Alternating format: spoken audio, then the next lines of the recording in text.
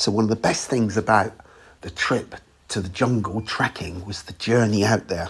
So it started all rather exciting because the minibus that picked us up had an accident outside the hotel, which was a startling start, but we got over it and headed to the quay where we were loaded into this ferry, speedy ferry thing to take us across the vast Amazon River and through a famous phenomenon called the meeting of the waters.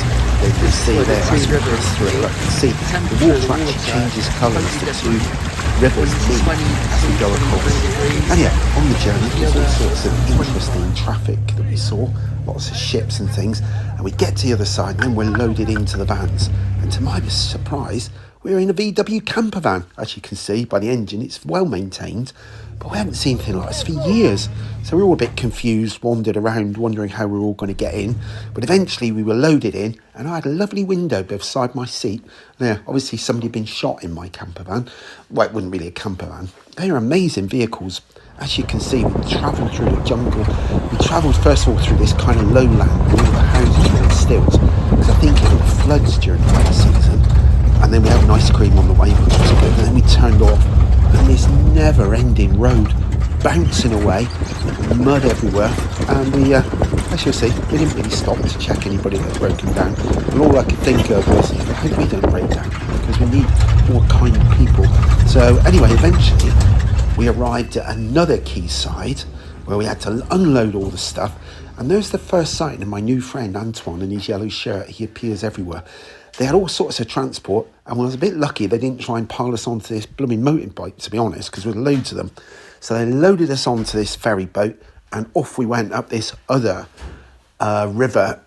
Nobody ever gives you any indication of how long you're going to be in the boat, so it's always very exciting. Poor John, who's our French friend from Paris, there weren't enough seats for him, so he had to sit on bags. So off we went, and to be fair, it was a lovely tranquil journey up the river. We really enjoyed it.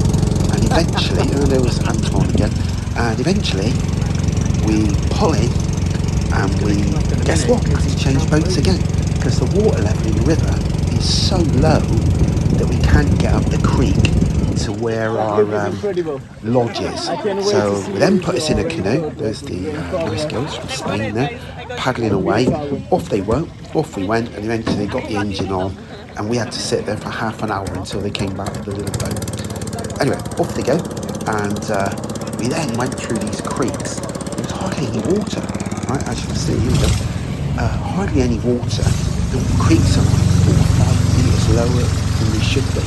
We go round through all these really narrow channelways, and every now and again, a guy driving a boat makes a mistake and hits a fence, and we all have to get out and push the boat back again.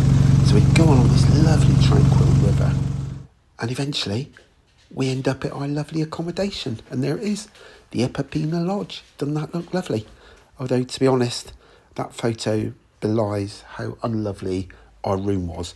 But there we go, that's living in the jungle for you.